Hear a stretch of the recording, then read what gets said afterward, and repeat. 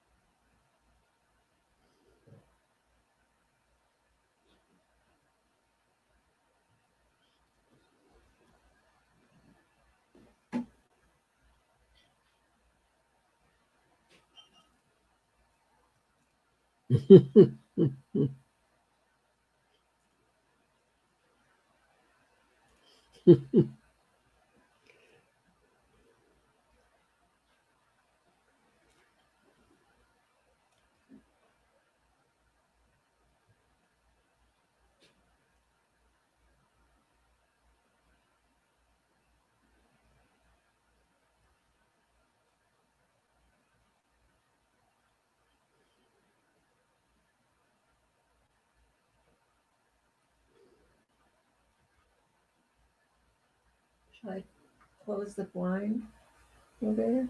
No, Okay. sorry.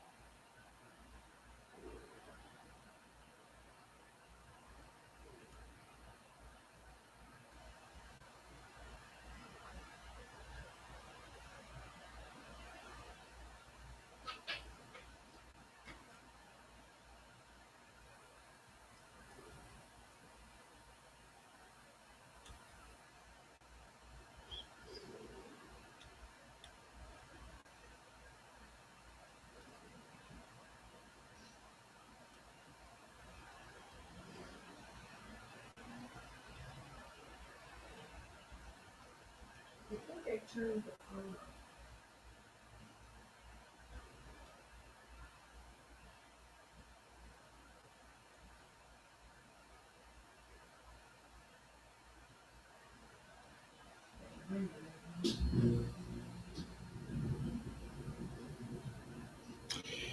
Hi, everybody. Sorry to be so silent. I'm doing my usual period of sharing at the start of the video, and I ask your indulgence while I do it.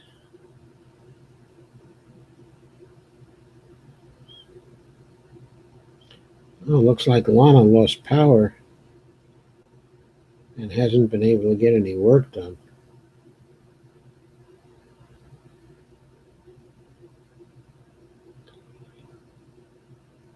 I guess the weather's been real bad in various places. It was bad here. Last night it was raining really hard, thundering, raining, pouring rain.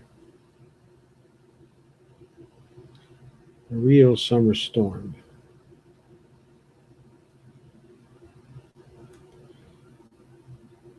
Today seemed to be a little better. Still awfully hot though.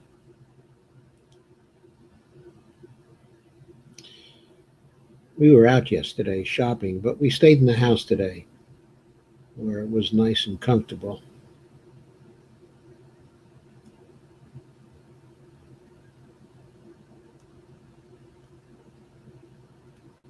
Okay, so I'll be ready to join you.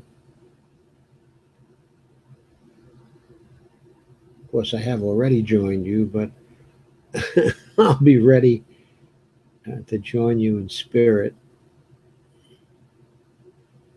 in just a moment now.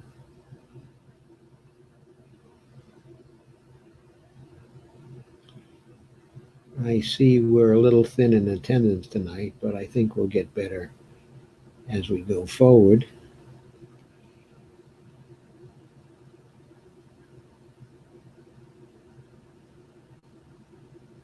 Lana says, Happy Tuesday, peeps. Kay says, my internet has been out since noon and just came back on. Thought I might miss you tonight. I'm glad you didn't, Kay, because it was you who asked me to begin to go into my books. And tonight is the first of the live streams that will deal with one of my books. Lana says, I lost power most of the day yesterday and couldn't get any work done. I was fuming. I'm sure you were, Lana. That would make me fume too. Kay says, yes, Lana, our phone and TV were out too. Hi, Dolores. Lana says, came down hard in Minnesota about 9 a.m., but was short-lived. Came down here late, and we heard the thunder, well, at least until roughly 2:30. That it was going on from about 11:30 to 2:30. Hard rain going to fall. Okay, please share as much as you can tonight. Looks like we're a little short-handed in terms of our share army, so do what you can, please. Anyway, the book I'm going to start on tonight is called Who Needs Balanced Trade? Who Needs Balanced Budgets?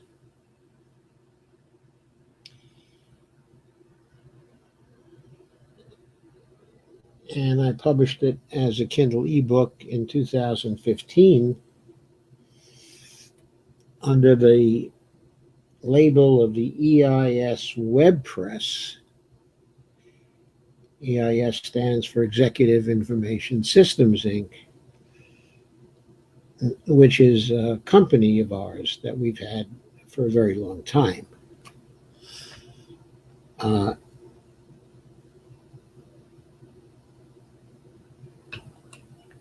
And which is pretty much a shell. But one of the things it does do is to publish the ebooks, okay, that I have put out. So the title of this live stream, I contracted the title of the book, okay, a little because there's a limit to the size of titles that I have to worry about when I go up on YouTube. So I contracted it a little so it would fit. I suspect that tonight we'll have time to go over the introduction plus another two chapters, one on free trade and one on balanced trade. Now, I'd like to share the screen with you for these things, but unfortunately, just a few minutes before we were due to start, I discovered that I had reached the limit of the downloads of this book to my devices, and that in order to download it to the relatively new device, my most powerful computer that I use for these streams, I have to deregister one of the other devices, or I have to buy the book again. So I don't think I'm thinking very well tonight. I think that I can probably get this book up there anyway. So let me see what I can do if you'll give me a second. I think I can get around this by using the manuscript of the book.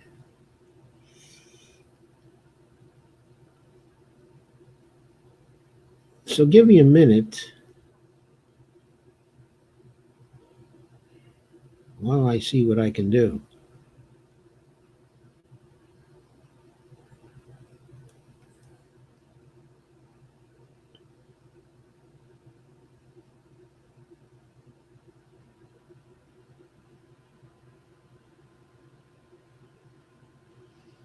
Hmm.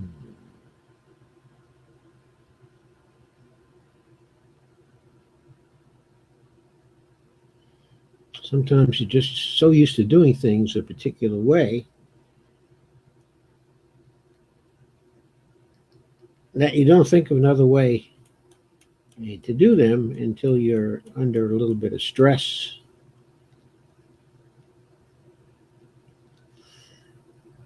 So necessity is the mother of invention, but in this case, it's not even necessity that we're talking about.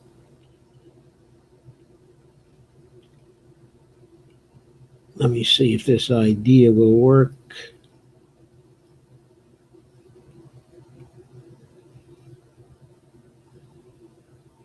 Ah, yes.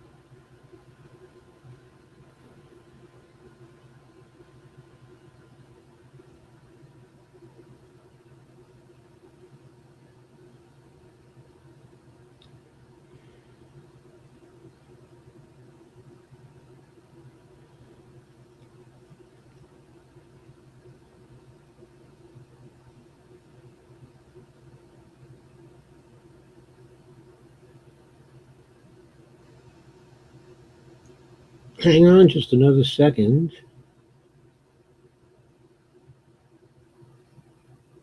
I should be able to get this up there in good order.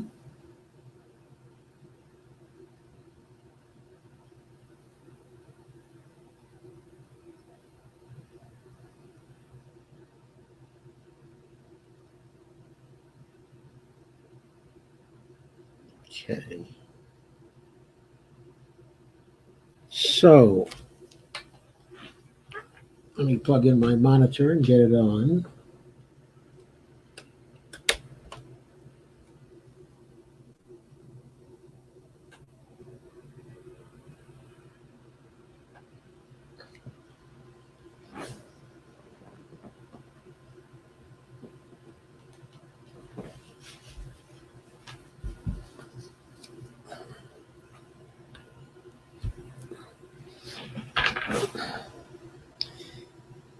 And looks like I'll be able to share the screen after all. So let's get going here.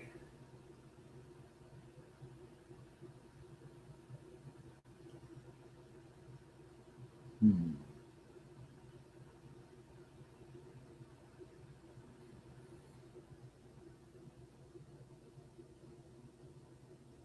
Hmm.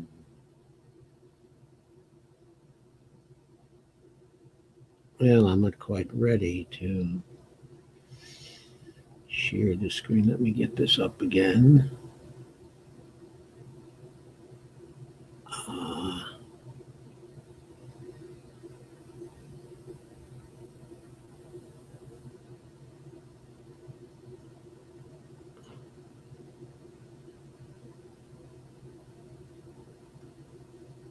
there we go. Okay, so here's the cover of the book. Who needs balanced trade? Who needs balanced budgets?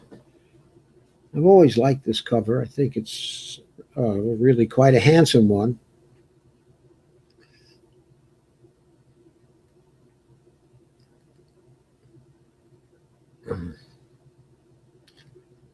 I'm not going to tell you the secret of the cover. You can try to figure it out for yourself.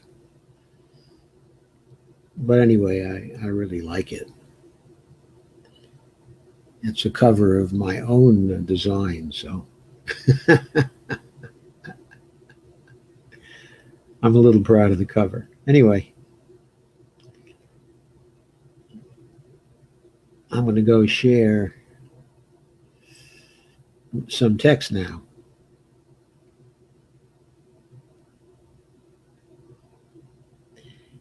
It won't look as good as sharing the Kindle Reader, though this is the text that went into the Kindle Reader. But of course, it's composed in a little different way. Anyway, you can see it quite well. Executive Information Systems used to be located in Alexandria, Virginia in 2015. It's now located in Ashburn, Virginia, of course. Changed its location. So let's go right to the introduction. And I'll go through that with you. After many years of trade deficits accompanying implementation of trade agreements, beginning with NAFTA, but many people believe the U.S. needs to change its overall trade policy, as well as specific agreements already concluded, like all of the agreements that advocated for free trade, that were supposed to be free trade agreements, that were actually managed trade agreements. And it was also true that these particular trade agreements had investor-state dispute settlement clauses in them, which in certain situations would subordinate the sovereignty of the United States to corporate courts that were created as part of the various free trade treaties, where the interests of sovereign nations would be subjected to the interests of corporations through arbitration procedures that were carried out in these corporate-run courts, basically. Now, I'm distorting the situation just a little here and being a little harsh about it, but that's basically the reality of what went on in these courts. Okay. So that's the way we were carrying out our trade policy for many, many, many years. And in 2015, when I wrote this book, there were 3 trade treaties which the Obama administration had on the fire, and we'll encounter those as we go through the book. But they were all very, very obnoxious trade treaties. The Obama administration was unable, however, to get through the trade treaties because they were very unpopular, increasingly unpopular back then. And a lot of us fought very, very hard against them. And frankly, we succeeded, but that was also part of the election, of Donald Trump, because he opposed those trade treaties too. And he promised a new regime, of trade. And things have changed since he came into office. But anyway, let's get back to 2015 and the ideas in this book. Many, including Robert Borisage of the Campaign for the American Future, which is a Washington think tank supported mostly by labor, advocate for balanced trade. And they contrast that with the so-called free trade policies we have now. The case for balanced trade policy is summarized by Borisage this way during his discussion of the policies favored by the new populism. The new populism was a rubric, a slogan, that was created by the CAF to try to circulate ideas that were more populist. Anyway, our global trade policies have been defined by and for multinational banks and companies. They have shipped good jobs abroad and driven wages down at home while racking up unprecedented and unsustainable trade deficits.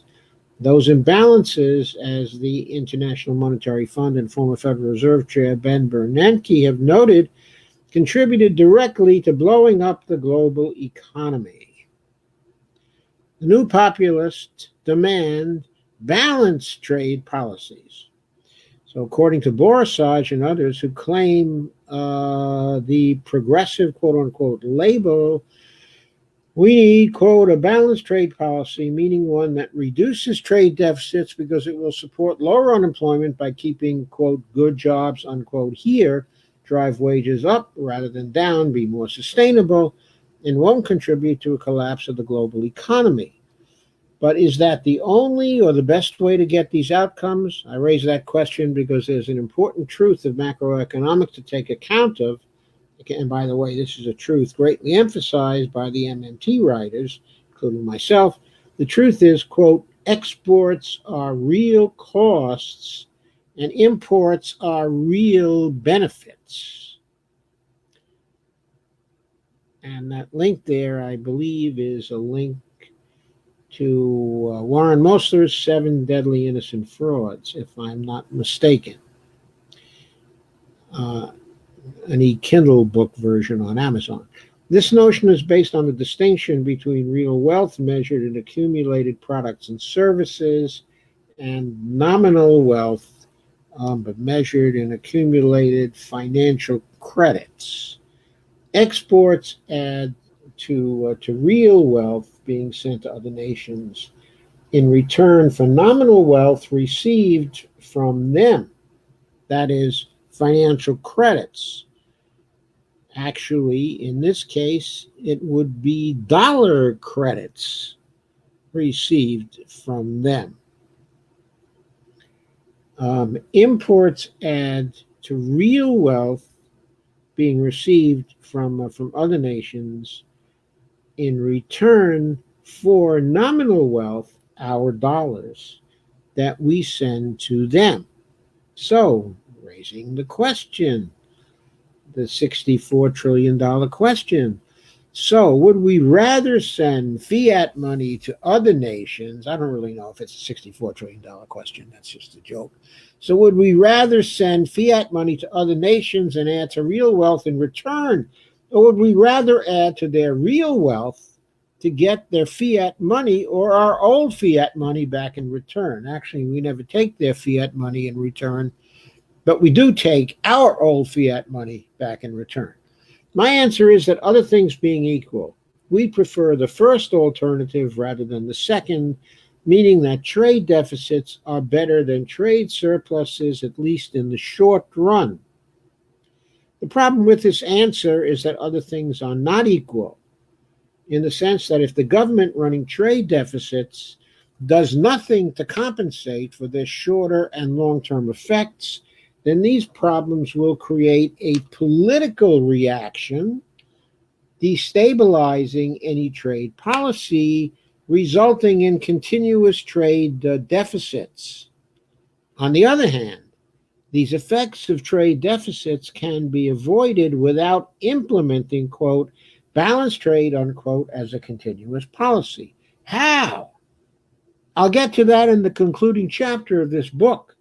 But before that, I'll discuss and critique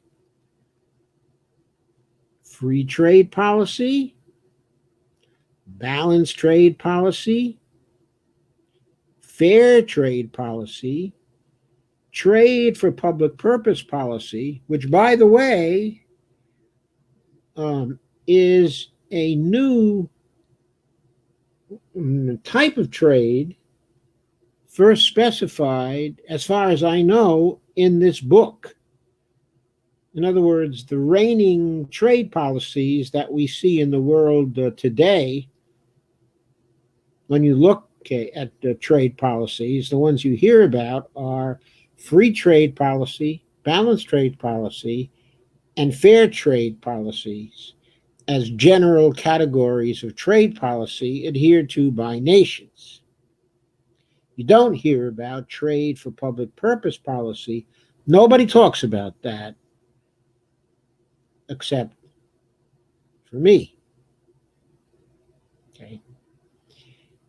Next, I'll cover also impact assessment for trade policy. One of the problems with the way policy analysis is often done is its rigid segmentation into specific areas. In information technology, a field which I'm very familiar with because I've written a lot in it. In fact, most of my international ratings for writings and things like that come from my information technology work.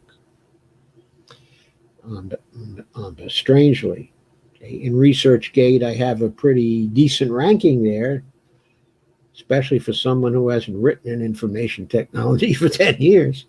But anyway, this sort of thing is called creating information silos or, quote, islands of information, unquote, or, quote, information stovepipes, unquote, and is viewed as one of the main barriers to understanding what is happening in an enterprise from an information technology point of view, that is.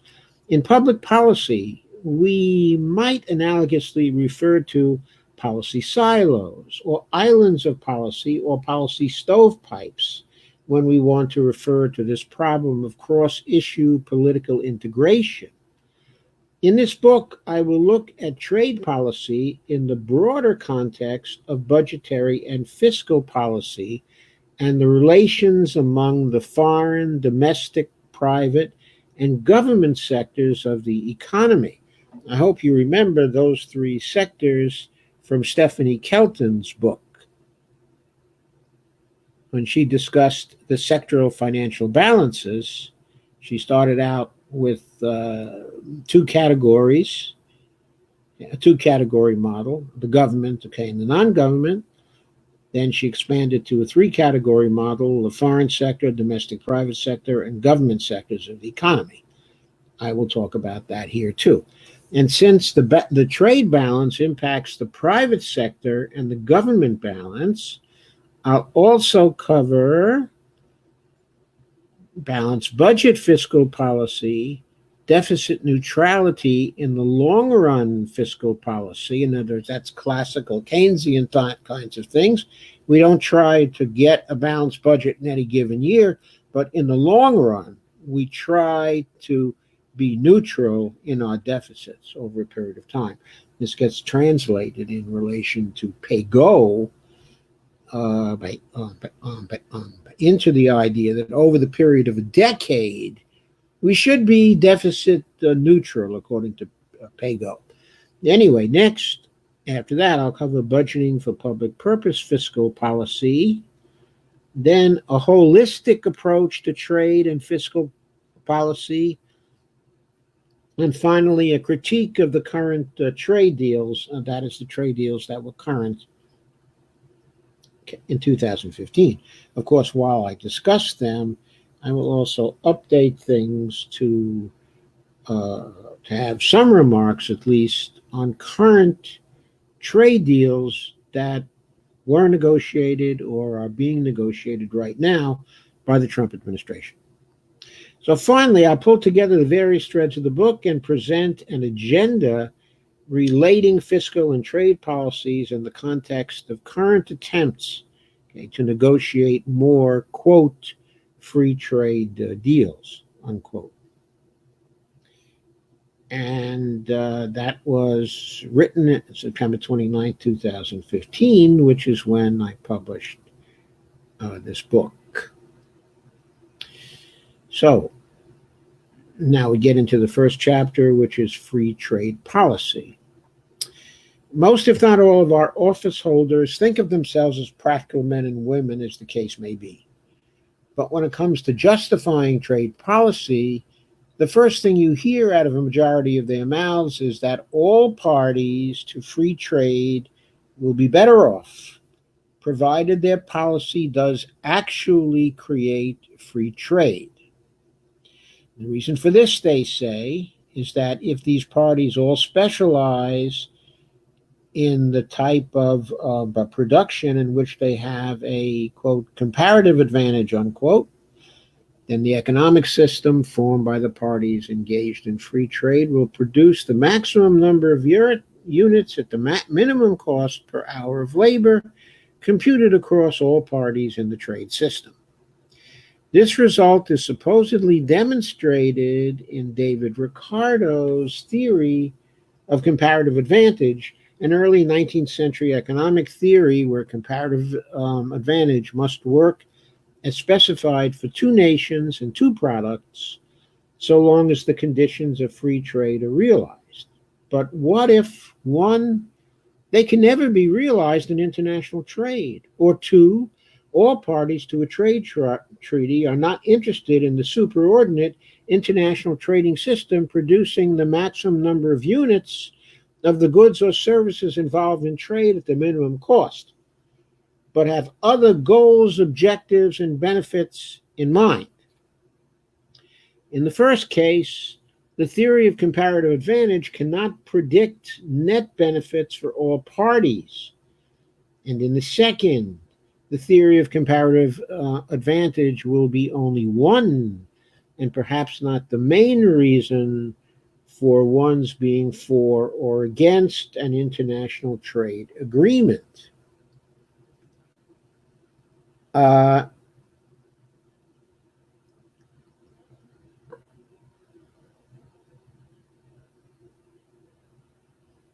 There are many other difficulties with the theory of comparative advantage.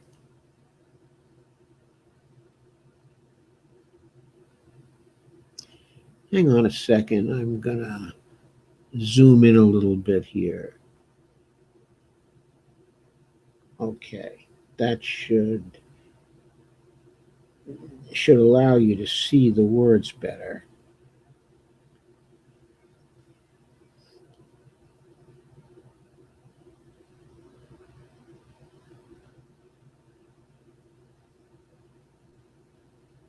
So where was I? In the first case, the theory of comparative advantage cannot predict net benefits for all parties. And in the second, the theory of comparative advantage will be only one and perhaps not the main reason for one's being for or against an international trade agreement. There are many other difficulties with the theory of comparative advantage, and I will review some of them shortly, concluding that there is little, if anything, to the theory in its applicability to the world we live in. So that's the bottom line right there. There is little, if anything, to the theory in its applicability to the world we live in. However, I think it is important to recognize the power of Ricardo's theory. I meant the compelling power to people learning it and reading about it, and its later refinements and amplifications in legitimizing the push toward developing free trade agreements in the post-World War II international system. Generations of economists have taught Ricardo in colleges and universities and presented compelling proofs that free trade is virtuous and that other systems of mercantilism and autarky that existed at the time when free trade first became a doctrine to reckon with are invidious and wrongheaded, as if these are the only choices in trade policy. I'm sure many of us remember, if we took an economics class, seeing the light when we finally understood that free trade can be beneficial even when one's nation has an absolute advantage in productivity in all the goods and services its people value, so long as another nation has a comparative advantage in producing even one of those goods and services. That moment of clarity produces in some people a lifelong belief that free trade among nations is always better than managed trade, which uses barriers of whatever kind to direct or restrict by human plan or command the flow of goods and services among nations. That belief is ideological in nature. It resists appeals to reasons or historical empirical data or to someone pointing out that a particular trade agreement won't create free trade at all because it does not actually prevent X, Y, or Z, or doesn't meet condition A, B, or C necessary to establish conditions of free trade in the international trading system of the proposed parties to an agreement. Above all, it resists appeals to the point that the theory of comparative advantage has never been shown to be valid, even in principle, for systems comprising multiple nations and multiple products, which is a problem even more difficult than the many body problem in the theory of gravitation,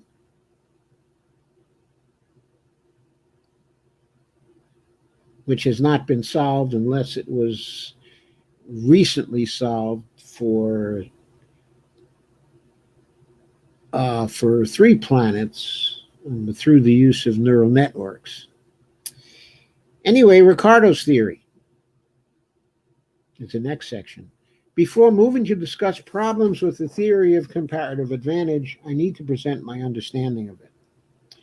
Before Ricardo, Adam Smith pointed out the advantages to economic growth. I should add that, but by the way, I believe the theory of comparative advantage was propounded by Ricardo, David Ricardo, name was, in 1819, if I recall correctly. If I'm a little mistaken by a few years, I don't think that's too critical. Adam Smith pointed out the advantages to economic growth inherent in diversification and specialization of production across different geographic areas within countries and empires, and made the case that the production of real wealth would be spurred by expanding and integrating markets and allowing free trade as much as possible. However, Smith's reasoning was based on the straightforward idea that if an area has an absolute advantage in productivity over another in some type of production, and another area has its own absolute advantage in productivity in another type of production, then both areas will benefit from specializing in the area of production in which they have an absolute advantage, and then trading with the other to exchange the goods and services they have an advantage in producing for the goods and services produced by the area that has an absolute advantage in its own sphere of production. Okay, now that's a mouthful. What it means is, if I produce in the area that I have an absolute advantage in, and you produce in the area you have an absolute advantage in, then if we trade with each other, that's going to be an advantage for both of us. Anyway, Adam Smith's conclusion that free trade is beneficial to both parties when each has an absolute advantage over the other in producing goods and services both sides want is an insight that is easy to understand and is consistent with the experience of national empire economies in which increasing diversification, specialization, and integration has resulted in economic growth for all regions engaging in, quote, free market, unquote, trade. However, Ricardo offered a theory which drew a far more surprising conclusion. That conclusion is, if the two nations practice, quote, free trade, unquote, and each one has at least a comparative advantage over the other in producing some good or service, then specialization by each in the area it had a comparative advantage in, accompanied by free trade, will be beneficial for both parties to a trade by allowing both economies to grow, and the combined economy of the trading system formed by both to grow faster than that would have been the case, without, quote, free trade, quote unquote. So what exactly is meant by comparative advantage? Saranovich defines it in two ways. I think it's pronounced Saranovich as opposed to Saranovic, but I might be wrong. Defines it in two ways. First, by reference to opportunity cost, and second, in terms of productivity differences between two nations. His definition in terms of productivity, output per unit of labor, is much more intuitive, so I'll use it.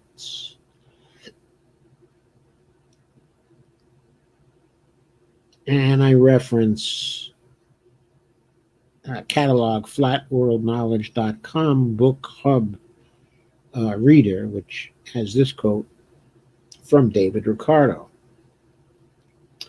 Another way to define comparative advantage is by comparing productivities across industries and countries. Suppose, as before, that Portugal is more productive than England in the production of both cloth and wine.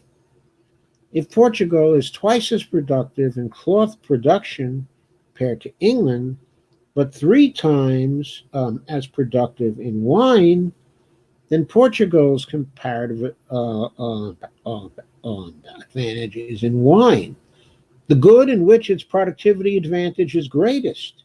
Similarly, England's comparative advantage, good, is cloth, the good in which its productivity disadvantage is least. So, you have that. The good in which its productivity disadvantage is least.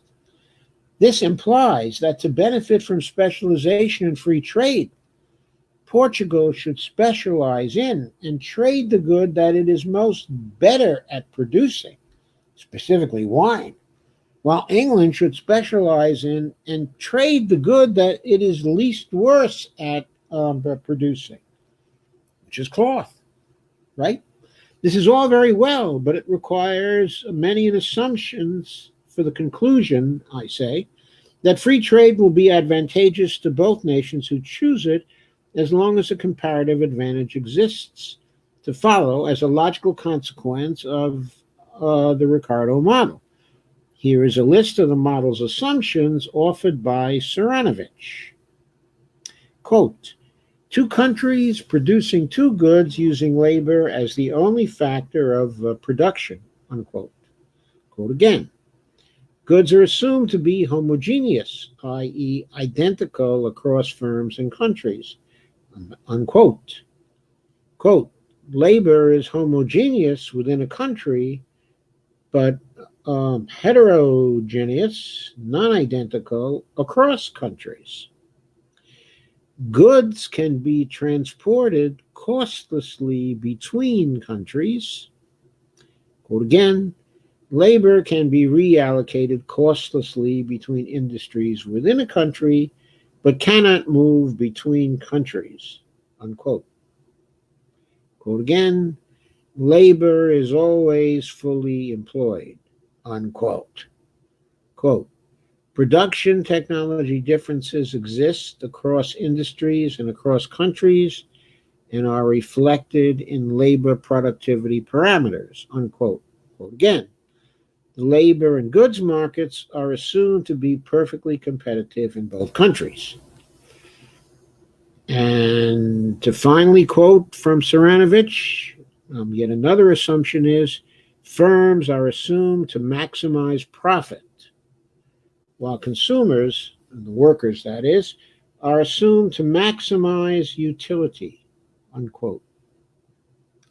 Now, Paul Krugman has a list too, that is in defending the free trade and specifically the Ricardo model.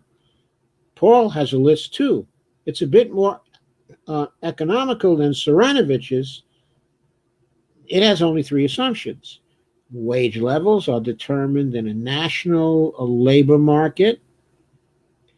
A constant level of unemployment is a reasonable approximation to reality, either full employment or at least the non-accelerating inflation rate of unemployment. The NAIRU, remember the NAIRU? The old NAIRU again. And then the third assumption, there isn't a continuing balance of payments problem, unquote. In other words, for Ricardo to work, there has to be balanced trade, says Paul Krugman. Jamie Galbraith has another list of assumptions that are made by Ricardo, according to Jamie, who is one of our favorite economists and who, I don't know if he would admit it, But most of us would these days consider him an MMT economist, though he might not wish to confess to the label because Jamie doesn't like labels. So Jamie's assumptions for Ricardo are comparative advantage makes no use of technical efficiency. Comparative advantage operates on the assumption of unchanged technology and constant returns to scale. No economies of scale. No learning curve. No improvements in productivity as output increases. The only requirement is that conditions of production differ so that one good in terms of the other is relatively more expensive in one country and relatively less so in the other. And the final assumption that Jamie says is made by the Ricardo model is that only efficiency gained from trade stems from the reorganization of production and the reallocation of factors, labor, capital, the land, to their best uses in the new, larger common market. Then I asked the question, is there a consensus among economists about what assumptions are necessary to arrive at the Ricardo conclusion that as long as comparative advantage exists, quote, free trade, unquote, is beneficial to both sides? And I say, I don't know if there's a consensus. There wasn't a consensus among the three economists that I just got through quoting, right? So I say, I don't know. But if there is not, then certainly there is reason to think that assessments of the logical coherence and consistency of the theory of comparative advantage will differ for this reason alone. In any event, my further discussion of free trade policy will proceed against the background of these various assumptions and their importance in arriving at a conclusion that is viewed by many people as having been proven by the science of economics and therefore can hardly be questioned. Namely, the conclusion that, quote, free trade, unquote, is always likely to be the best policy to follow for all nations, including the United States. And my next section covers or explains if the theory worked, what would be true? Of course, I will consider various problems with comparative advantage flowing from many of the listed assumptions. But first, let's look at Saranovich's nicely systematic analysis of what one would expect if free trade policy were followed and comparative advantage was true in the real world. To begin, Saranovich points out the context of expectations given the model called comparative advantage. To begin with, the two nations contemplating trade begin with no trade or a state of autarky and then move to free trade. Then the main issue is, what are the effects of free trade between the two nations? What happens to the prices of the traded goods in each country? What happens to production levels? What happens to employment levels in the industries producing the goods being traded? What happens to the pattern of trade? Who exports and who imports what? What happens to the consumption levels in each country? What happens to wages and incomes and welfare effects at the level of both the nation and the individual? Well, Saranovich starts by saying that according to the model, in autarky, each country produces some of each good, but since there are technology differences, the relative real prices of the two goods will vary between the two nations. The price of a nation's comparative advantage good will be lower than the price of the same good in the nation lacking the comparative advantage in that good. Also, according to the model, in the case where one nation has an absolute advantage in production of both goods over another. The real wages in the nation with the advantage will be higher in both industries involved in trade than they are in the nation lacking the advantage. This will be the case because wage levels are based on productivity and will be higher in the more productive nation. So that's the starting place at the point of introducing free trade in the two nations for the same two goods. Now assume that free trade is introduced. The first effect is that the differences in relative prices between the two nations caused by the differences in technology will incentivize and so lead to trade between the two countries. So in the model, the root cause of the increasing trade is the technology differences between the two nations and the traders in both choosing to do businesses because they seek profit and the price of goods enjoying a comparative advantage is higher in the other country. Also, Saranovich points out since transportation costs are zero, more profit can be made through export than with sales domestically. Due to this context, nations will export the good in which they have a comparative advantage, and they'll keep on doing that until the price of each of the goods in the two-nation case is equal across both countries. In short, the price of each country's export good, its comparative advantage good, will rise, and the price of its import good, its comparative disadvantage good, will fall, unquote.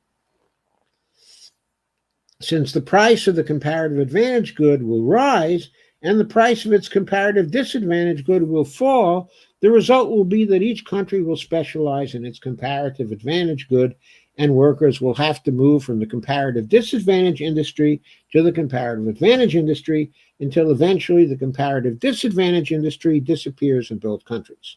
No one will be without employment, however, since full employment and costless mobility of labor are assumed in the model.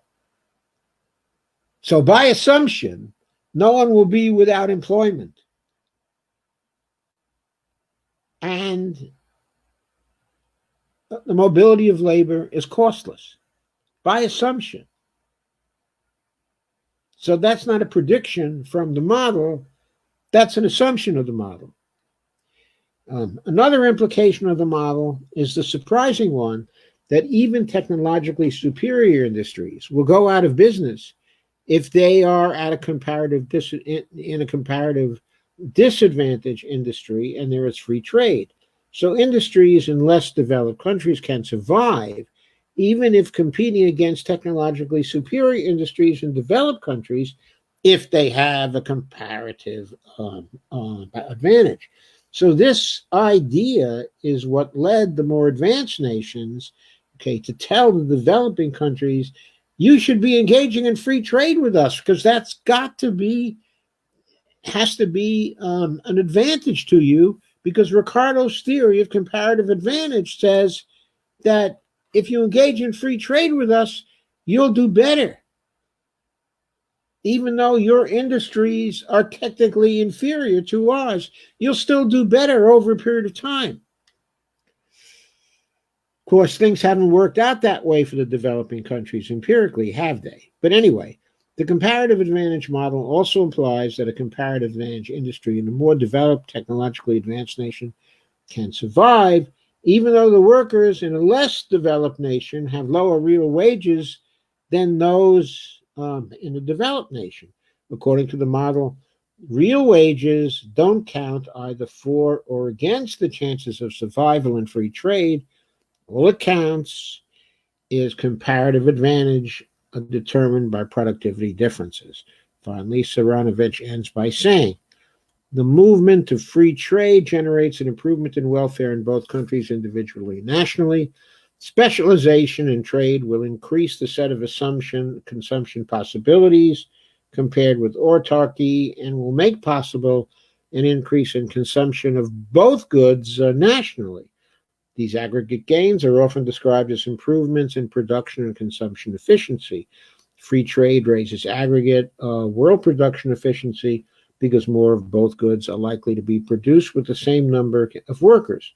Free trade also improves aggregate consumption efficiency, which implies that consumers have a more pleasing set of choices and prices available to them. Real wages and incomes of individual workers are also shown to rise in both countries. Thus, every worker can consume more of both goods in free trade compared with autarky. In short, everybody benefits from free trade in both countries. In the Ricardian model, trade is truly a win-win situation. And I say, I think these last conclusions of Ceranovich's go somewhat beyond the Ricardian model. Since it is a two-product, two-nation model, one can hardly infer, even if the model were true for two nations and two products, that free trade raises aggregate world production efficiency because more of both goods are likely to be produced with the same number of workers. That's because the world's structural and global production attributes are not simple arithmetic aggregations of the properties of its two-product trade dyads, but in the case of its structural attributes, are relational in nature, and in the case of its global attributes, are emergent properties of the world economic system. So, in other words, what I'm arguing here is that the mistake made by the Ricardian model is that it can just add up the advantages that are produced for the two nations that are engaging in this trade in two products, and we can get the global advantage. And we can get also the relational advantages simply by aggregating, by using arithmetic to add up the utilities. In other words, that's the idea. But we know that in holistic systems, relations count a great deal and go beyond the arithmetic totals of individual properties of each nation. And we also know that there are global attributes that are emergent properties of all holistic systems. Systems theory tells us that, experience tells us that, and even attempts to measure attributes of world systems and to compare those attributes with arithmetic sums. This always tells us that the emergent properties of the world economic system do not follow from the individual properties of the nation states. There are emergent properties of the world economic system. However, Ricardo's theories say nothing about the emergent properties of the world economic system. Getting past that problem, however, I think Ceranovich's treatment of the implications of the comparative advantage model is both coherent and helps one to understand and appreciate the comparative advantage model. Using it as a basis of understanding provides very good context for analysis of other problems encountered by the model when we try to apply it to the real world and draw policy implications from it. So let's now move to these problems. Problems with comparative advantage. Where to begin with these problems is itself a problem, since in spite of the fact that most economists and most politicians seem to be believers in the idea of free trade benefits all parties involved in it, there's no shortage of persuasive criticisms of free trade policy that quickly lead one to the conclusion that Ricardo's model doesn't apply to the real world. So my approach here will be to sample some of the critical evaluations and then provide my own evaluation of the validity and usefulness of the comparative advantage idea. I'll begin with Joan Robinson's well-known objection from her aspects of development, Kane underdevelopment. That's a 1979 book. Joan Robinson was one of the great economists of the 20th century. She was a UK economist. She was a developer of Keynesian models, and the Keynesian systems, and she added to Keynes. She added Keynes' new idea to Keynes. She was a very, very powerful thinker, and she was a UK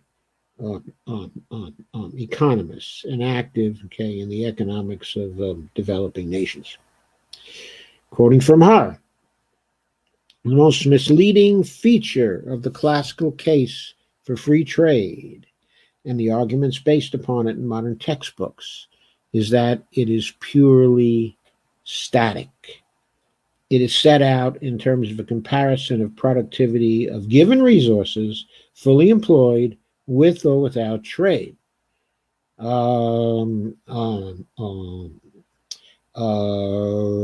Ricardo took the example of trade between England and Portugal. He argued that England, by allowing imports of wine from Portugal, would expand the production and export of cloth to pay for it. He, of course, was thinking of the English side of the exchange, but the analysis is perfectly symmetrical.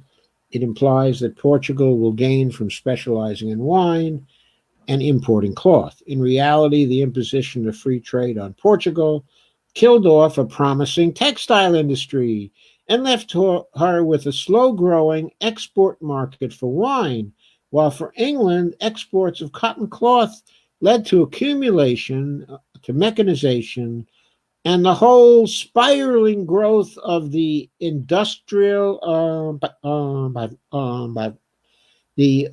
industrial revolution.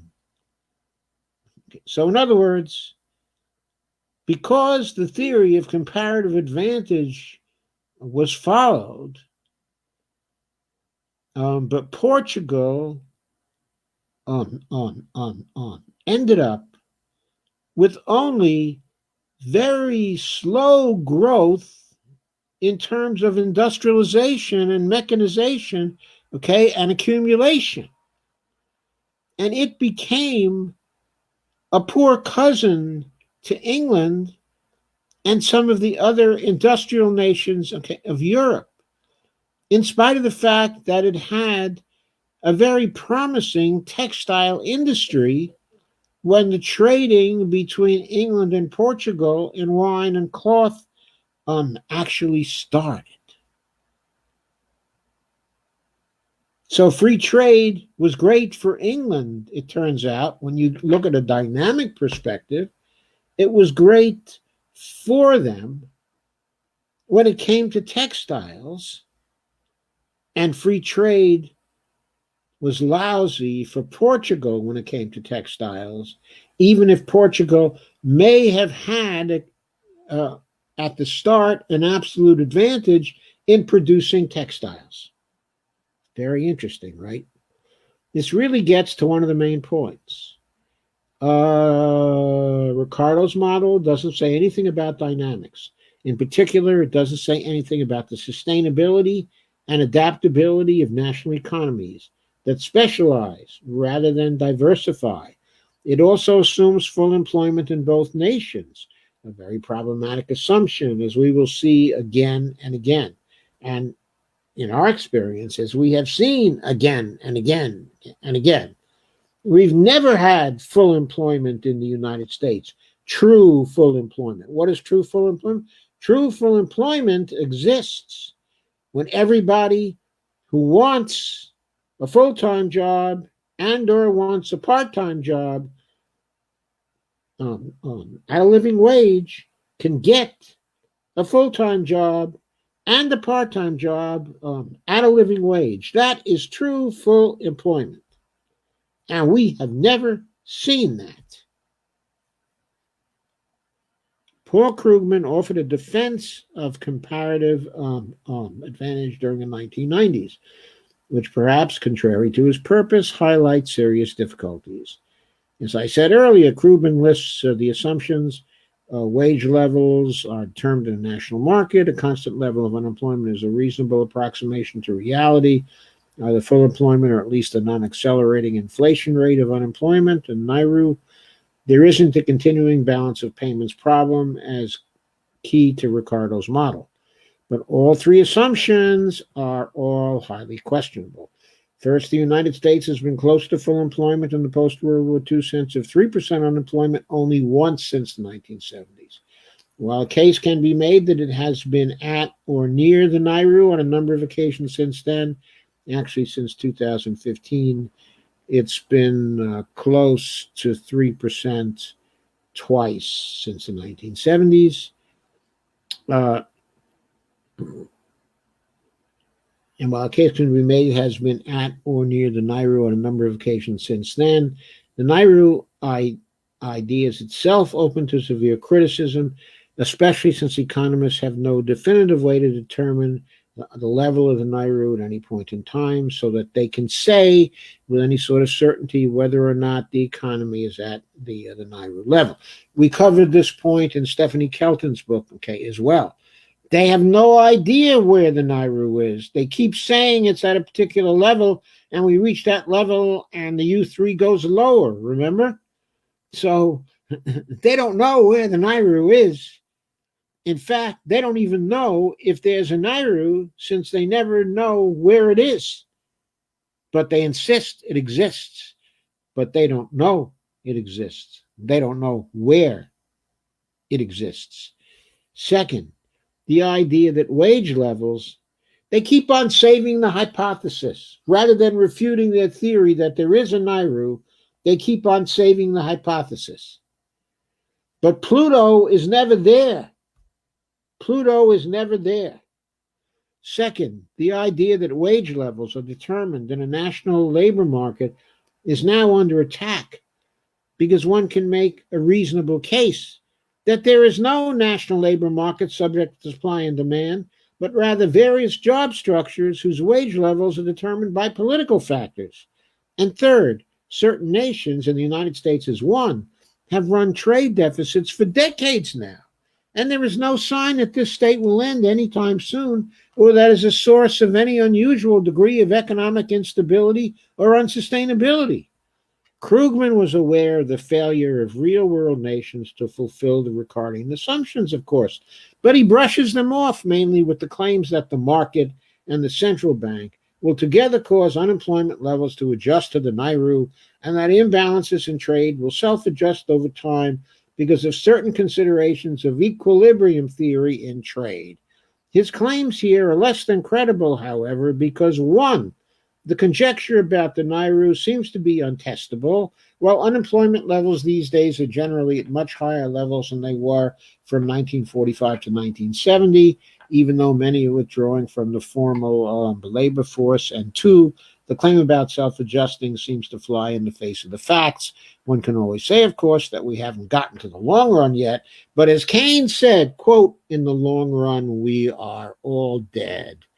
And in addition, when one is claiming that a theory is true or useful or aids understanding, there must at some point be a willingness to tell doubters what evidence it would take for the proponents of the theory to agree that the theory is just false, misleading, or wrong, or just plain bunkum. The United States has run current account deficits for 33 years now, during a period when free trade policy has been increasingly emphasized. How many years of current account deficits will it take for Ricardian free traders, quote unquote, to agree that the idea that trade will be balanced in the long run is an important deduction from a theory and that the actual trade record contradicts the theory's predictions sufficiently to call the whole theory into question?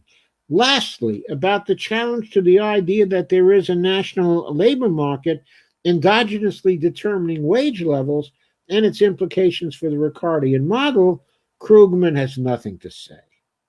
What he also fails to consider is the point that if the assumptions of Ricardo's model do not hold, then there is no way to deduce its conclusions about what results to expect from free trade, and therefore no way to test in a rigorous way whether experience ought to lead us to refute the model.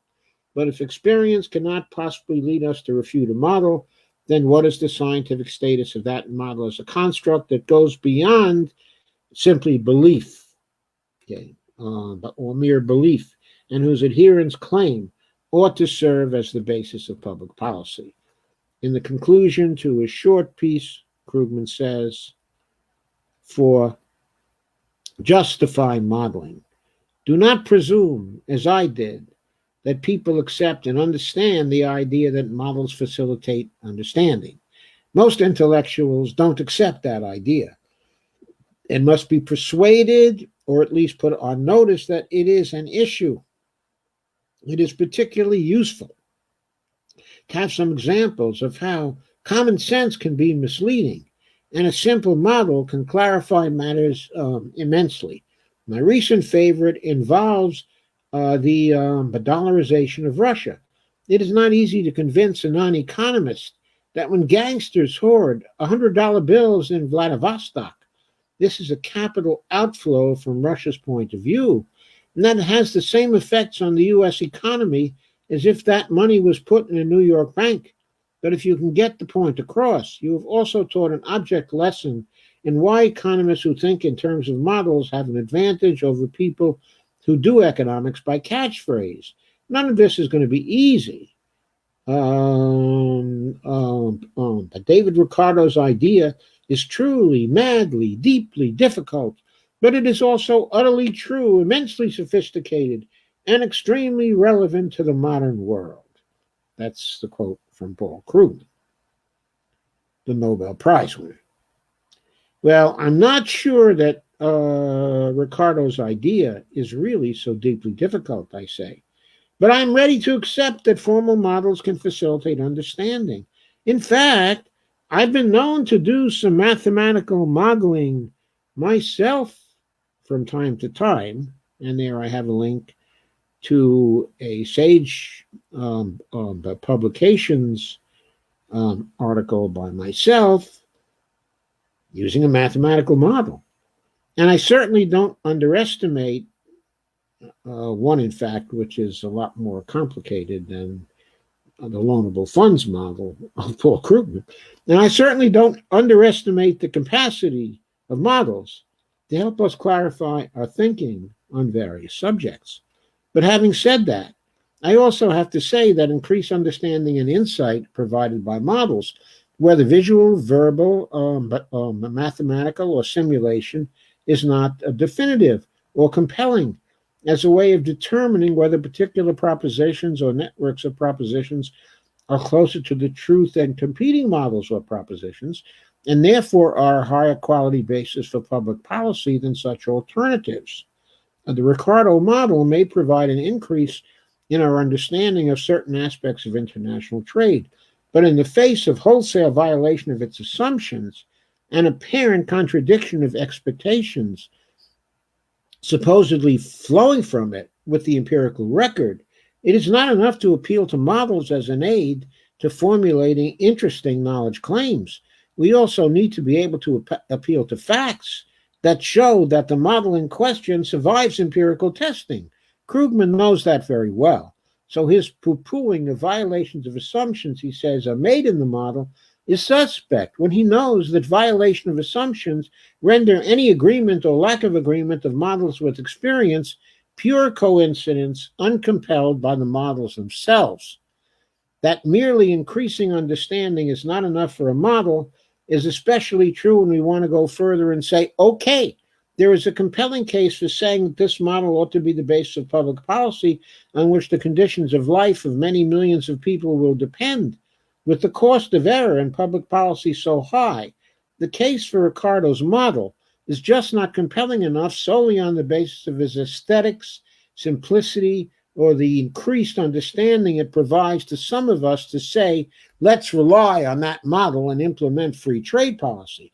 That conclusion will become increasingly clear as we consider other criticisms of comparative advantage. Here's James K. Galbraith on comparative advantage and free trade from a chapter of his book, The Predator State, which was done in 2008, called, quote, "There is no such thing as free trade." Jamie says, but the argument does not generalize to the actual world. Given 3 countries and 3 commodities, it is not obvious that each country will always be the relatively most efficient producer of exactly one good. And then what? Does the country that has no comparative advantage produce nothing? Does it refuse to trade? If its comparative advantage lies in exporting labor and closing up shop, is this acceptable? The textbooks do not say. The actual world has some 220 countries and thousands of distinct commodities. In this world, the one where we actually live, the calculation of comparative advantage is intractable, and the doctrine says nothing about who should specialize in what, still less that specialization will exactly reproduce full employment in each place. Actual patterns of specialization are therefore highly path dependent, meaning that what a country will do next depends on what it has learned to do in the past and on what it is able to learn given what it already knows from elsewhere. Jamie then points out that the assumption of the model that there are constant returns to increased inputs and these are increased is not generally true and varies across type of product. Quote, for manufactured products, increasing returns, learning, and technical change are the rule, not the exception. The cost of production falls with experience, unquote. But for most other products where land, ecology, or both are constraints, one has decreasing returns per unit. In manufacturing, the nation that starts first and moves fastest has the lowest cost, barring technological innovation. So nations wishing to enter a particular industry must protect that industry if it is to survive until it reaches competitive scale. To illustrate this point about the diminishing returns, oh, this is really a good one, great example, and the possibly unsustainable and disastrous effects of free trade. Jamie cites the case of Mongolia, which to the World Bank seemed like a paradigm of comparative advantage in animal husbandry due to its vast herds of cattle, camels, sheep, and goats. Unquote. The coming of free trade, courtesy of the World Bank, collapsed Mongolia's industry, while privatization led to the herders increasing the size of the herds. This in turn rapidly led to, quote, to overgrazing and permanent desertification of the subarctic steppe, unquote. A slightly colder than normal winter then led to disastrous famine in the herds.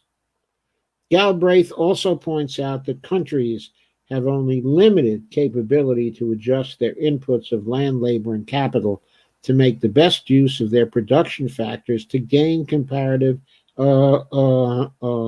advantage. And he cites the examples of Boeing and Airbus to point out that sometimes process and product are inseparable, and that in production of some products, the only thing that may be varied is the cost of labor, which is cheap and abundant in China. Quote, the difference between them lies merely in the wage bill. In China, this is lower, and the aircraft either sells more cheaply or earns a higher profit, unquote. He then says, in practical reality, comparative advantage is more of a slogan than an analysis, and economists tend to use it in two disconnected ways. One is for purely theoretical discussion unmarried to data. The other is to describe some emergent pattern of trade after the fact. There is no evident need actually to check on the underlying relative costs. If a country is specialized in something, it must have a comparative uh, advantage. Unlike Smith's doctrine of efficiency gains through the expansion of markets, the Ricardo doctrine is mainly a rhetorical device. So much hot air with very little purchase on the modern trading world, and its key implication that countries should pick a narrow bundle of products and specialize in them is absolutely unwise as policy. This is obvious once one considers the time dimension and the problem of risk. Countries doomed by climate in history to produce bananas, coffee, or cocoa, and little else are invariably poor. Why? First, the demand for their products is inelastic. When supply increases worldwide, the price falls, and with it, national income. Second, they suffer from diminishing returns. Contrary to Ricardo, it is generally impossible to expand agriculture indefinitely at a constant unit cost. Good land and water are in limited supply, as the Chinese well know, by the way. Third, a country with just one major cash export will lack a cushion in other products when fashion or technology turns against their specialty. Conversely, diversification pays. Countries with the capacity to diversify across multiple industries are far more likely to weather export demand shocks or insurgent competition from, say, China than those that commit themselves to a single industry or product line. Diversifiers are better able to take advantage of new technical opportunities since by diversification they develop expertise in a range of product and processes. I can say it flatly. Ricardo was wrong. Comparative advantage has very little practical use for trade strategy. Diversification, not specialization, is the main path out of underdevelopment, and effective diversification requires a strategic approach to trade policy. It cannot mean walling off the outside world, but it is also a goal not easily pursued under a dogmatic commitment to free trade. Indeed, none of the world's most successful trading regions, including Japan, Korea, Taiwan, and now mainland China, reached their current status by adopting neoliberal trading rules. Of course, okay, the Ricardian theory, okay, is something that underlies neoliberal trading rules. Specifically, it's a rock core part of neoliberal ideology. Now, that is quite a devastating argument, I say. Nor does it say that free trade is always unwise. What it excoriates is a dogmatic general commitment to free trade in the absence of serious analysis of the likely consequences of existing or other agreements being negotiated. Galbraith goes on to write about the transformation of the world manufacturing scene during the 1980s, after the interest rate crisis of the early 1980s, and asks whether that was the product of comparative advantage. His answer, no. The Japanese case had nothing of the conditions required by comparative advantage about it. Instead, it was due to Japan's development of its division of labor to take advantage of markets extended to a global scale. Then, given its division of labor, and he might have added, with the aid of the quality management advances in Japanese industry, quote from Galbraith again, when, if only for a brief period, the structure of relative prices shifted radically in their favor thanks to the exchange rate, Japanese corporations were able to move forcefully into the American markets, precipitating severe crises, especially in automobiles and steel, unquote. Galbraith's argument that we cannot assume that both parties can benefit from free trade, and that we must evaluate trade policy on a case-by-case basis, supports arguments made earlier by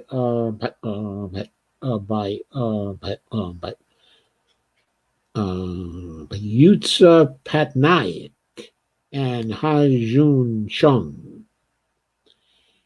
Patnaik, in her article, David Ricardo's fallacy, mutual benefit from trade based on comparative costs and specialization, says that the Ricardo model assumes that goods traded are producible and produced in the nations introducing free trade. That assumption is required for the conclusion that both nations will benefit from free trade. However, in certain cases, the goods being traded can only be produced in one of the two trading nations, an example being tropical fruit that will not grow in northern colder climes. In cases such as that, the model of comparative advantage can't be used to compute the comparative advantage since one country doesn't fit the assumptions of the model. And so conclusions drawn from it about comparative advantage will commit the material fallacy, the fallacy that the conclusions that are drawn from the model are not actually drawn from the assumptions of the model. In other words, the conclusions do not logically follow from the assumptions. That is the material fallacy. Ha-Joon Chung, in his Bad Samaritans, offers this. Well, it's about 10:27. So hang on a second. I'm going to step ahead a little bit if my computer will cooperate.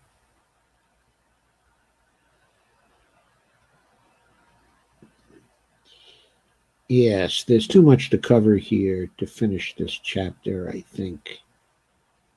So it's not even wise to finish the chapter. We would be here, okay, until 11 o'clock, just finishing the chapter. So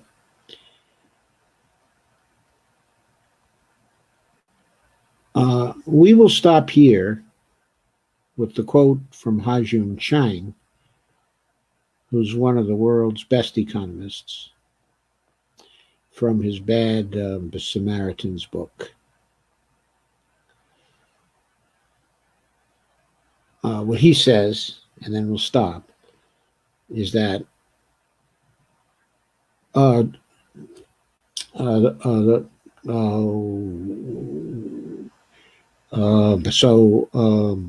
David Ricardo's theory is absolutely right within its narrow confines. His theory correctly says that accepting their current levels of technology is given, it is better for countries to specialize in things that they are relatively better at. One cannot argue with that. His theory fails when a country wants to acquire more advanced technologies, that is, when it wants to develop its economy. It takes time and experience to absorb new technologies. So technologically backward producers need a period of protection from international competition during this period of learning. Such protection is costly because the country is giving up the chance to import better and cheaper products. However, it is a price that has to be paid if it wants to develop advanced industries.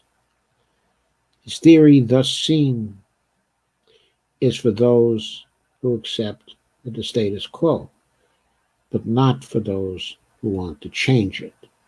So, it's not through a Ricardian strategy that economic development happens. So now I want to return again to Saranovic's exposition to begin to tie this critique up. But I will not do that until tomorrow, which will be part 2, okay, of the book, and we'll go back to finish off free trade then, and hopefully to finish off also balanced trade as well. But for now, I'll consider your comments and see how well you liked the exposition so far. Okay, so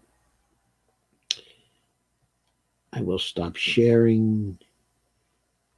And I see I don't have very many people here. Do I take this as an indication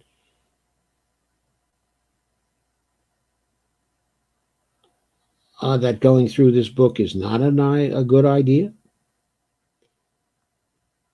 Let me see if I can get some of your comments on it.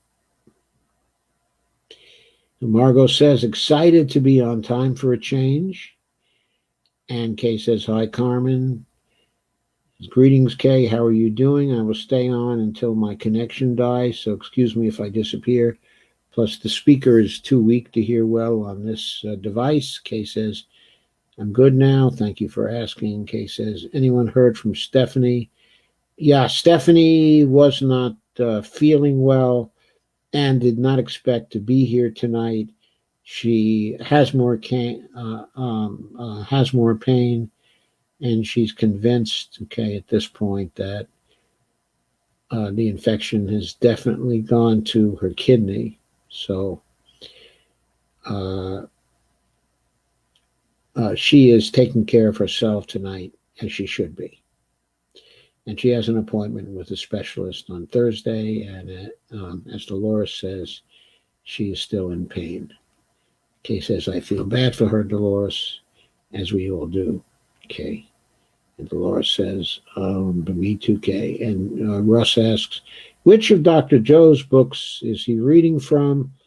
Who Needs Balanced Trade? Who Needs Balanced Budget? Is the one that I have been reading from. And just to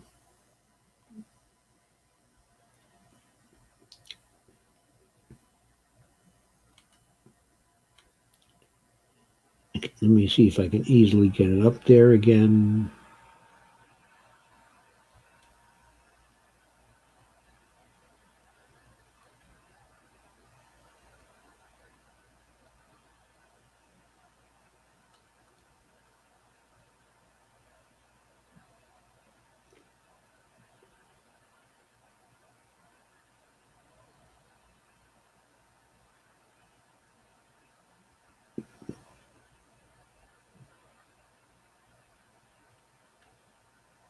Okay, Russ, to answer your question, I will briefly share the screen.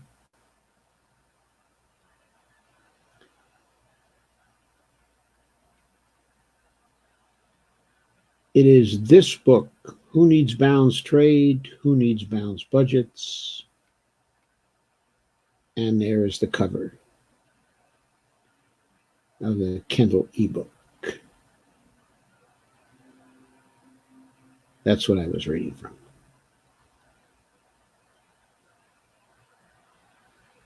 So back to your comments.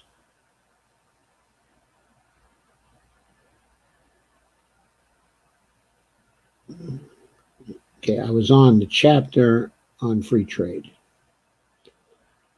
And I was in the process of destroying the Ricardian model of comparative advantage that underlies the doctrine, okay, of free trade.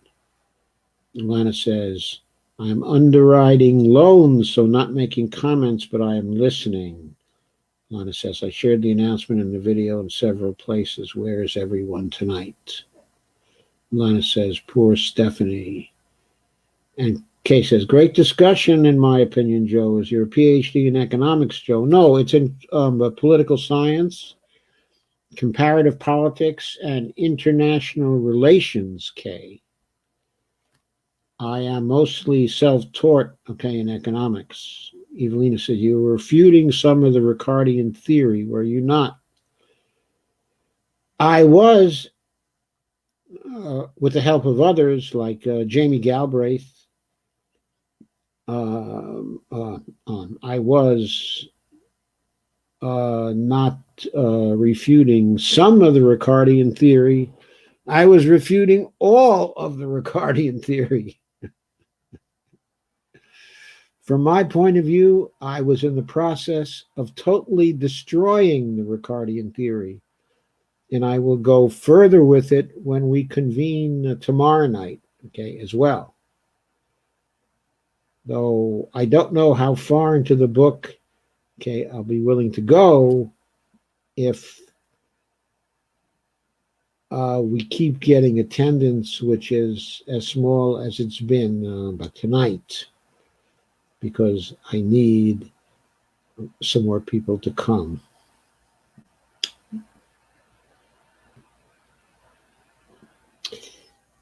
And where was Ricardo from? He was from England. He was from England. And the reason why his name, okay, was actually Ricardo was because he was of Jewish descent, and most probably his family first came to England after the Inquisition in order to escape the Inquisition, because uh, if I know my history correctly, that's a Sephardic Jewish name. Okay, and so Ricardo was a UK Jewish economist, which is interesting in itself, I think. Okay, says, interesting, Joe. Wish I would have gone to college for journalism and political science.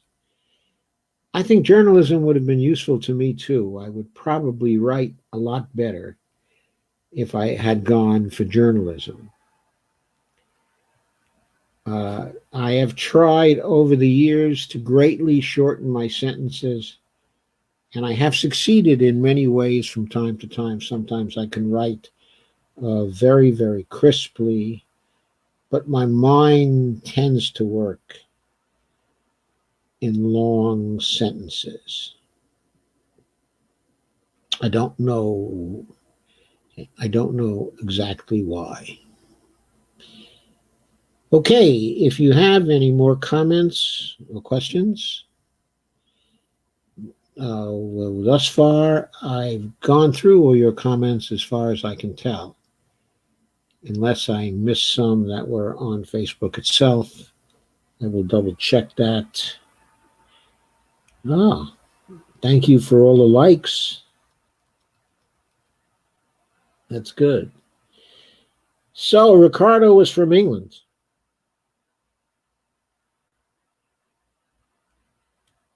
But somewhere back in his ancestry, his family was from Spain. Perhaps they came to England by way of the Netherlands, because a lot of Spanish Jews escaped to Spain. I'm sorry, escaped from Spain to Holland, and then from there to other places, including to England.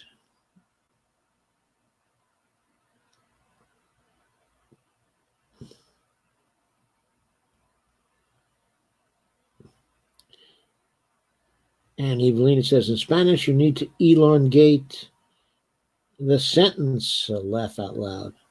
Which sentence? Which particular sentence do you mean, Evelina?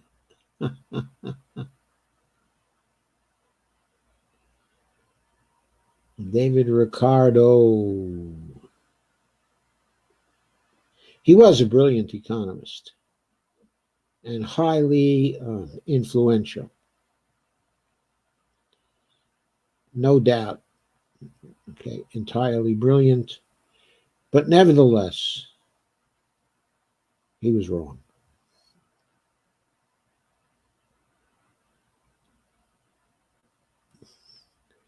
Any other questions or comments?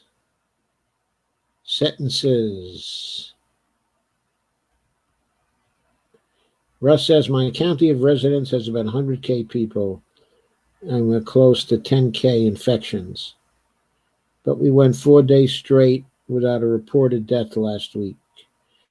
Something seems odd here, nothing like New York's experience.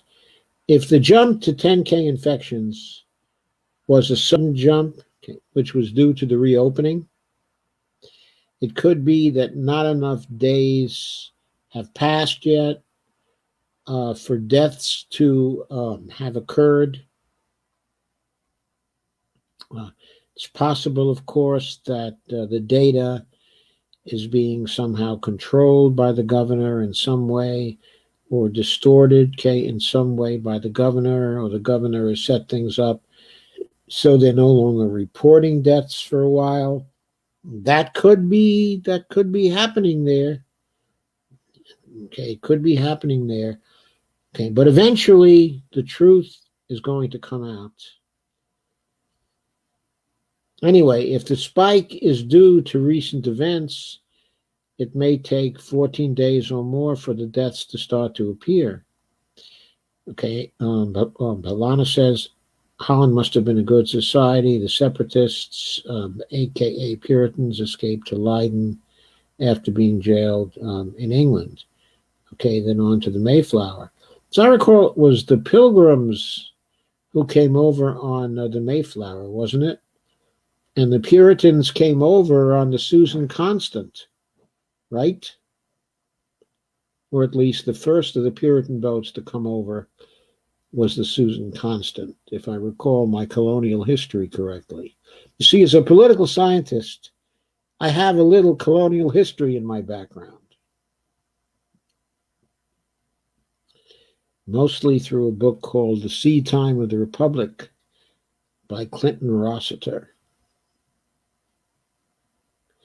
Kay says, I was in the Honor Society all through school, but when I got pregnant, they told me not to come back. SMH, 1970 in East Canton, Ohio, where the black people were still not allowed to live inside of the village limits. That's incredible, Kay.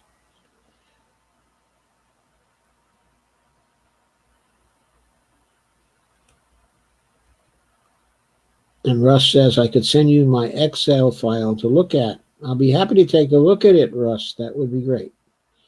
Evelina says, you said you needed to shorten your sentences, okay, in English? Yes, I did.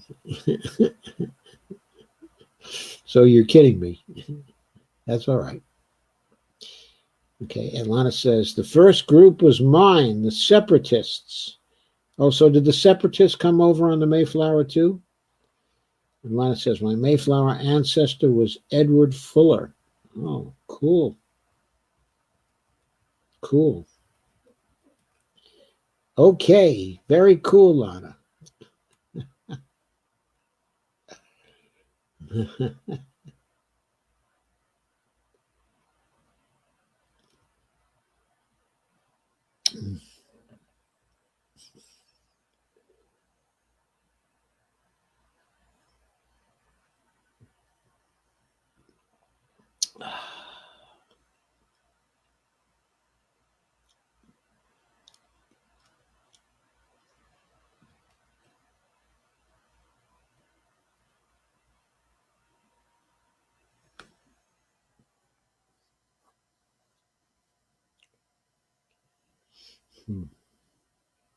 Any other comments?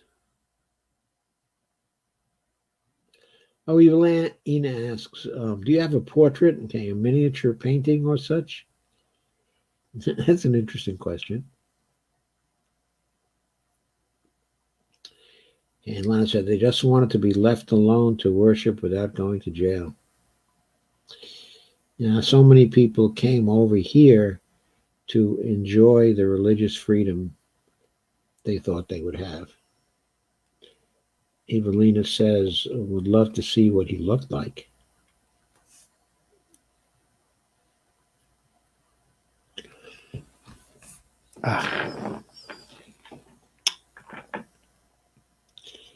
Any other comments or questions? Okay, to give you a preview, okay, of what I will do tomorrow. Uh,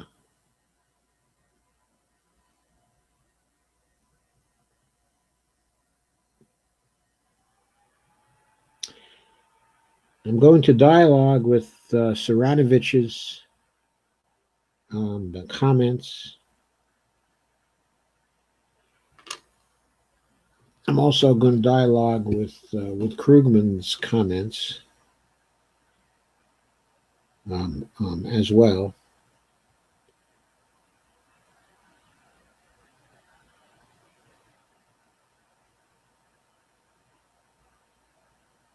And I may be dialoguing with Galbraith's comments as well.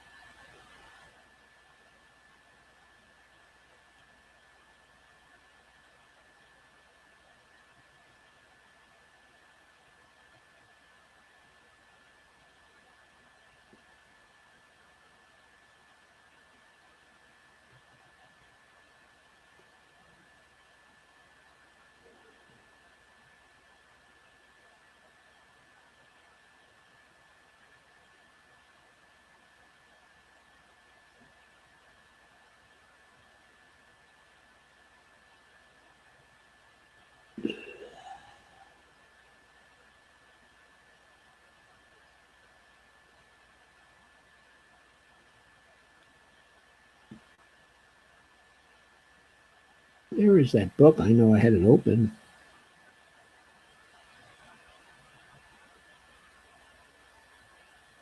Hmm.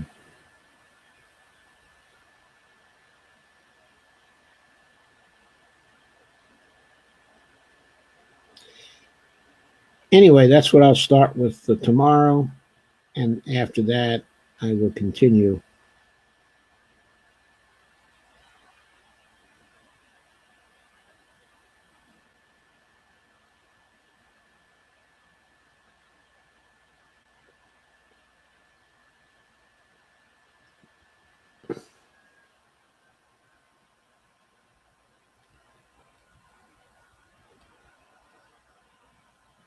I'll continue with the chapter on balance trade, which is very interesting in itself because it contains an extensive discussion of the views of one of the leading advocates for balance trade, who is Warren Buffett. So tomorrow we'll be talking a lot about Warren Buffett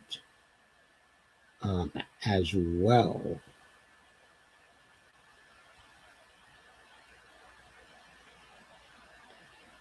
So I think that should be of great interest to you.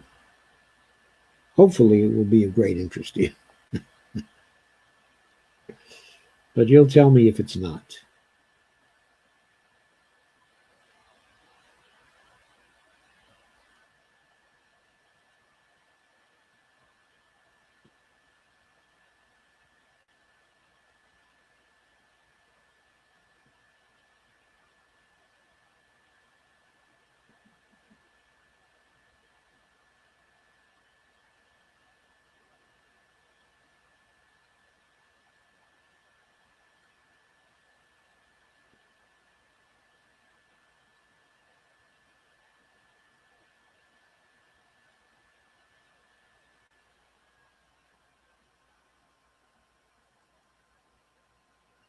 Hmm.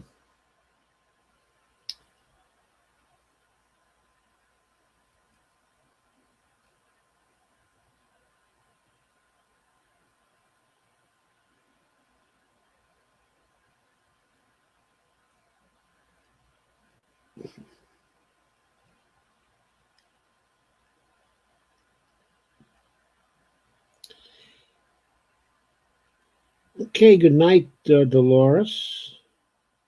Kay says lots of Amish here in Ohio. And Lana says, I imagine the Jews wanted to escape being persecuted by the Christians, well, specifically by the Inquisition, by the Catholics. And that was going on all through the 15th century and through much of the 16th century, okay, as well, until Jews were no longer very visible in Spain. They had to worship in secret if they remained in Spain. And it was true in parts of Italy, too.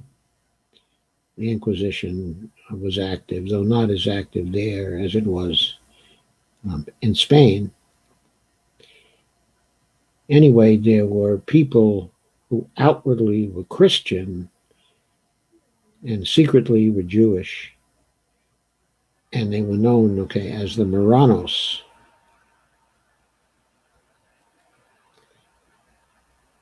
And Kay says, lots of Amish here in Ohio. Lana says, me too, no portraits. Dolores Pierce says, thank you and good night all. Thank you, Dolores. Thank you for coming. Kay says, great discussion, Joe. I hope you continue with your books on here. Evelina says, some Palestinian Christians are being persecuted by the Israeli state in Jerusalem right now. Yes, I am aware. And not only that, but Palestinian Muslims are being persecuted by the Israeli state all through Palestine.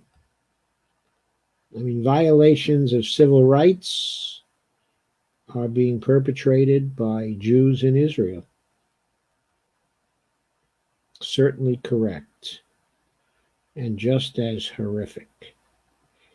Russell Goldman says, don't forget to look into Clint Ballinger's 1,000 Castaways. It's pretty decent. Thank you, Russ. I will. And Evelina says, was this during the Tudors or before? Are you talking about the persecutions in Spain? They were going on all through the 15th century.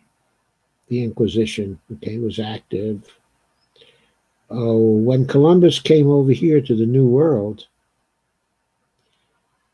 there were Jews sailing with him because they were trying to get away from Spain. In 1492 is significant for two reasons. And the first reason, of course, is Columbus's voyages to America, of course. But the second reason why that year is very important from the standpoint of Spanish history and also Jewish history is because the Jews who had been in Spain for, I don't know, more than 1,000 years, for a very, very, very long time, and who were a very important part of the Moorish civilization in Spain, were expelled from Spain in 1492 as part of the activities of the Inquisition. After 1492, it was illegal to be Jewish in Spain.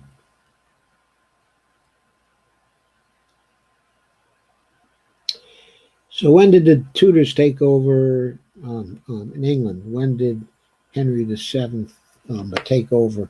It was roughly contemporaneous with Henry VII.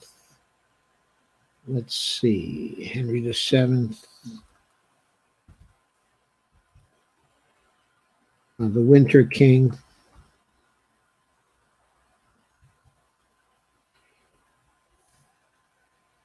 Not Henry VIII, Henry VII of England.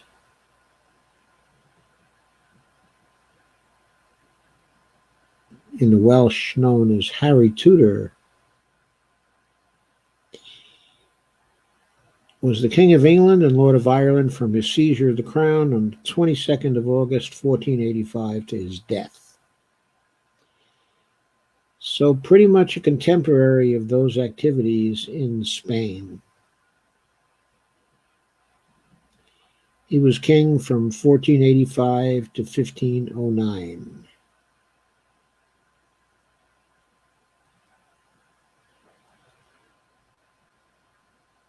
When Henry VIII became the King of England.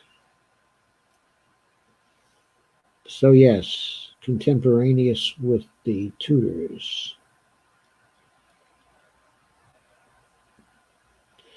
When Ricardo's family came to England, I do not know. But probably somebody knows. Kay says, I went with neighbors to a Mennonite church when I was a kid, and it was the best. Truly a community there. Lana says, King James of the Bible, early 1600s. Yes. Yes, the King James Bible. It was a product of the Stuarts. Lana was saying, sorry, talking about the separatists and pilgrims.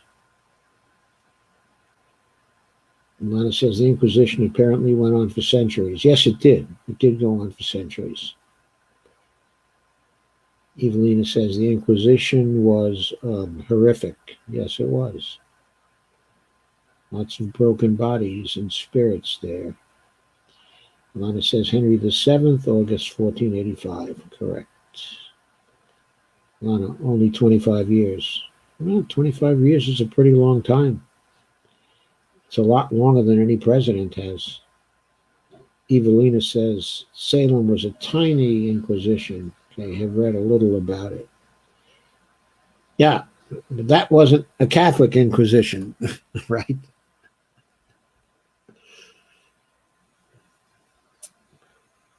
The Inquisition by the Puritans could be pretty bad too, right?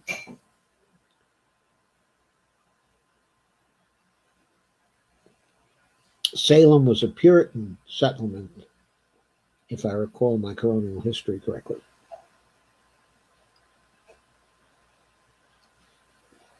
Okay, time to say goodnight. I'll be back tomorrow with part 2. Take care of yourselves and have a real good night. I'll see you then.